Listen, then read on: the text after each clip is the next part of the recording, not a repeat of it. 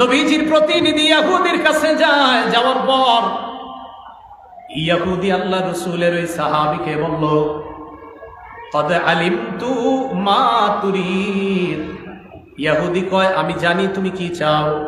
ইন্নামা তুরিদু আন তাযহাবা বিমালি, আমি জানি তুমি আমার সম্পদ আত্মসাৎ করতে চাও। আমি জানি তুমি আমার সম্পদ আত্মসাৎ করতে চাও। মুহাদ্দিসিনে কেরাম লেখেন, ইহুদির উদ্দেশ্য তাকে বলা না, ইহুদির উদ্দেশ্য নবীরে বলা যে মুহাম্মদ আমার সম্পদ আত্মসাৎ করতে চায়। এই কথা বইলা ইহুদি কয়, না দিব না। নবীজির প্রতিনিধি নবীজির কাছে আসছে, আসার পর জানানোর পর নবীজি বললেন, কাযাবা, সে মিথ্যা বলছে। কদ আলিমা, সেও জানে, আন্নী মিন আতকাহুম লিল্লাহ, ইহুদিও জানে আমি সারা পৃথিবীতে আল্লাহকে সবচেয়ে বেশি ভয় করি। আমি এটা ইহুদিও জানে যে আমি সবচেয়ে বেশি আল্লাহকে ভয় করি। ও আদাহুম, আর আমি পৃথিবীতে সবচেয়ে অন্যের হক আদায় করি, এটা আমি সবচেয়ে বেশি আদায় করি।